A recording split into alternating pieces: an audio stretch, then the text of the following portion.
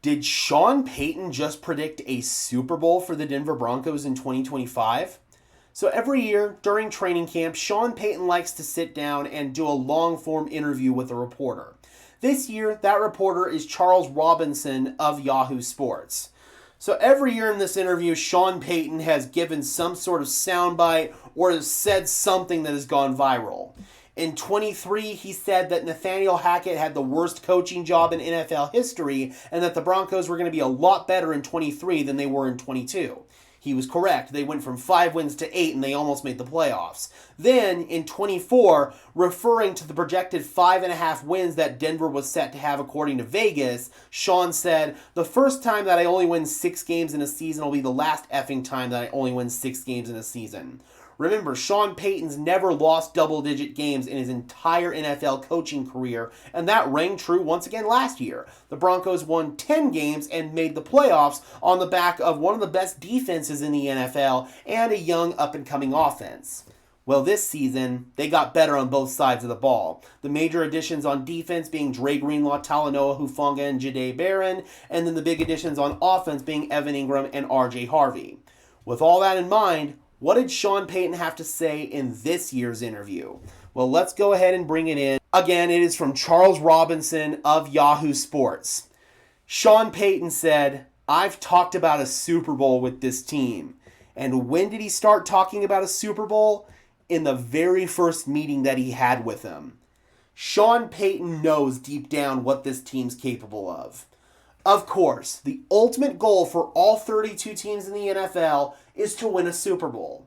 But deep down, every team knows pretty much at the start of the year if they're actually going to contend or not. The Tennessee Titans front office kind of got caught with their pants down. Their GM and their president of football ops did a press conference, and the media asked them, "Do you guys think you're Super Bowl contenders this year?" And they kind of turned around and stared at each other. They didn't really have a response. That means, deep down, the Tennessee Titans are one of those teams that know they're not competing for a Super Bowl this year. They're going to be lucky to win a few games, set their culture long term. They're where the Broncos were when Sean Payton first took over. Sean Payton has not used the word Super Bowl when publicly talking about this team, because for the first 2 years, he knew that he didn't have a Super Bowl caliber roster. In 2023, he knew that he didn't have a quarterback. In 2024, he knew that his quarterback was a rookie, there were going to be growing pains, and this team still had a few holes. But this year, with most of those holes filled, Sean Payton is kind of going against his own motto of not buying the hype, not eating the cheese. That came from his Bill Parcells days. It seems that deep down behind closed doors, Sean is eating that cheese a little bit. He knows what this team can do. He talked about the Seattle Seahawks in 2012, how they were a young team and they tore the league apart. Then the following year, when they got even better in 2020 or in 2013, they won the Super Bowl. So we see that pretty frequently in the NFL. And Sean said, "We have the confidence in some of these guys that played last year, and we took the major hit of the Russell Wilson deal a year ago and survived and didn't let that be an excuse." Payton continued, "This is a good football team." It's very apparent in training camp that this defense is going to be a problem for opposing offenses. Again, they're even better than they were a year ago, and last year they led the league in sacks. I do want them to get better in run defense, and it seems that that is happening in training camp. The run defense looks so strong. Improved play at linebacker. Again, we're dealing with some injuries there right now. Both of our starting linebackers are out, but even backup guys like Lavelle Bailey and, yes, Justin Sternad, all of these guys are stepping up. So Sean Payton, he's not going to say Super Bowl if he doesn't actually think that this team is capable.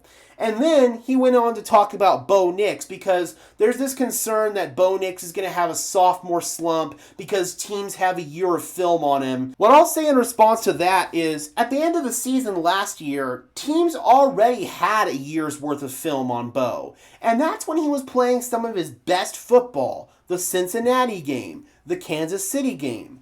We already had a year's worth of film on Bo. Defenses could have schemed around him, but Bo played his best games towards the back half of the year. So I don't buy that excuse whatsoever. Teams already had a year's worth of film on him. Additionally, I see these comparisons all the time to Mac Jones because Mac Jones had a good rookie season and then he fell off a cliff after that. First of all, the talent level between Mac Jones and Bo Nix isn't even close. Bo Nix is so much more talented than Mac Jones is. He's got a much better arm, he's got a beautiful deep ball, and he is way, way more athletic. Mac Jones was a statue in the pocket. Super unathletic. And additionally, from a mental standpoint, Bo Nix is light years ahead of Mac Jones. And most importantly, there's continuity around Bo Nix that there wasn't around Mac Jones. Josh McDaniels left the Patriots after Mac Jones' rookie season, and then Matt Patricia, who's a defensive coordinator, became their de facto offensive coordinator. That's going to be a situation where almost any quarterback in the NFL would fail. Bo Nix is going into this season with the same head coach, the same quarterback's coach, the same play caller who's also his head coach, so he's never going to have a change there as long as Sean Payton's here. And he's going into things with predominantly the same team around him. The best offensive line in football outside of Philadelphia. A young receiving core that's not getting enough love in my opinion, and an improved tight end room with Evan Ingram. So I don't understand any of this talk about a sophomore slump, and Sean Payton completely agrees with that.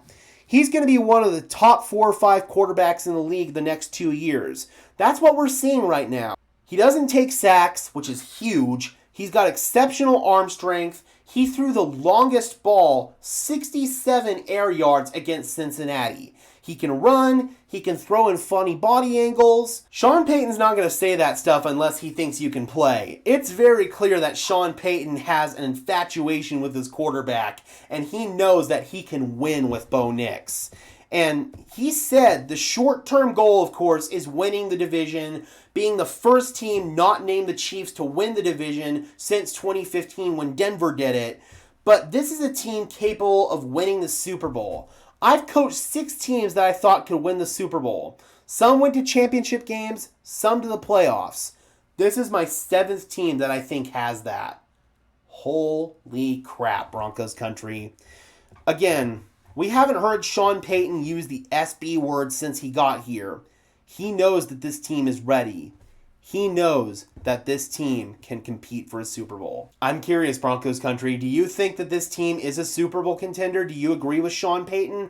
Or do you think that they need another offseason to maybe add some more reinforcements before they can get there? Drop those comments down below, guys. I would love to hear your thoughts, as always. Be sure to leave a like on this video as well as subscribe and ring the bell so these videos appear in your notification feed. And if you guys want to go above and beyond in supporting the channel, please consider becoming a channel member today. That would be absolutely incredible. It helps support me and helps support the channel in general. Link is in the description below.